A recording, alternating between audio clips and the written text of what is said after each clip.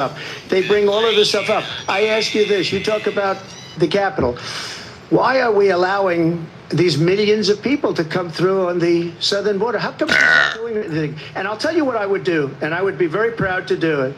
I would say we would both leave this debate right now. I'd like to see her go down to Washington, D.C. during this debate, because we're wasting a lot of time. Go down to, because she's been so bad, it's so ridiculous. Go down to Washington, D.C. and let her sign a bill to close up the border, because they have the right to do it. They don't need bills. They have the right to do it. The President of the United States, you'll get him out of bed, you'll wake him up at 4 o'clock in the afternoon, and you'll say, come on down to the office, let's sign a bill. If he signs a bill that the border is closed, all he has to do is say it to the Border Patrol, who are phenomenal. If they do that, the border is closed. Mr. Those President, people are killing many people, unlike J6. We talked immigration here tonight. I do want to focus on this next issue to both of you, because it really brings us this into focus, truth in these times that we're living in. Mr. President, for 3.5 years after you lost the 2020 election, you repeatedly falsely claimed that you won, many times saying you won in a landslide. In the past couple of weeks leading up to this debate, you have said, quote, you lost by a whisker, that you, quote, didn't quite make it, that you came up a little bit short. I said that? Are you now acknowledging that you lost in 2020? No, I don't acknowledge that at all. But I said that sarcastically. You know that. It was said, oh, we lost by a whisker. That was said sarcastically. Look, there's so much proof. All you have to do is look at it. And they should have sent it back to the legislatures for approval. I got almost 75 million votes, the most votes any sitting president has ever gotten. I was told if I got 63, which was what I got in 2016, you can't be beaten. The election, people should never be thinking about it. An election is fraudulent. We need two things. We need walls. And we have to have it. We have to have borders, and we have to have good elections. Our elections are bad.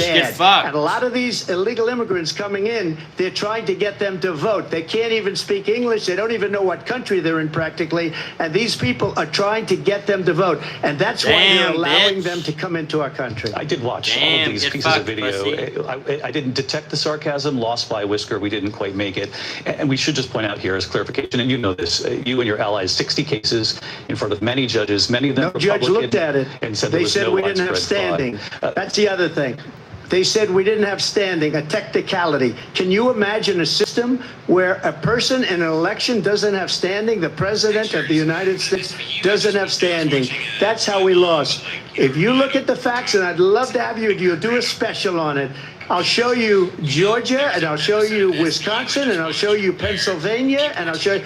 We have so many facts and statistics, but you know what? That doesn't matter, because we have to solve the problem that we have right now. That's old news. And the problem that we have right now is we have a nation in decline, and they have put it into decline. We have a nation that is dying, David. Mr. President, thank you. Vice President Harris, you heard the president there tonight. He said he didn't say that he lost by a whisker. So he still believes he did not lose the election that was won by President Biden and yourself.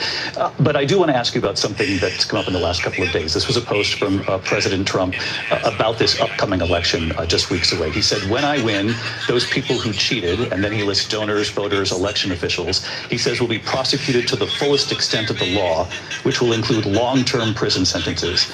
One of your campaign's top lawyers responded saying, we won't let Donald Trump intimidate us. We won't let him suppress the vote. Is that what you believe he's trying to do here? Donald Trump was fired by 81 million people. So let's be clear about that. And clearly he is having a very difficult time processing that. But we cannot afford to have a president of the United States who attempts, as he did in the past, to upend the will of the voters in a free and fair election.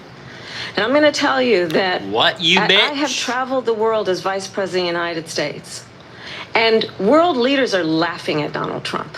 I have talked with military leaders, some of whom work with you, and they say you're a disgrace. And when you then talk in this way in a presidential debate and deny what over and over again are court cases you have lost because you did in fact lose that election, it leads one to believe that perhaps we do not have in the candidate to my right the temperament or the ability to not be confused about fact. That's deeply troubling, and the American people deserve better. I'll give you 1 minute to respond, Mr. President. Let me just say about world leaders. Viktor Orban, one of the most respected men, they call him a strong man. He's a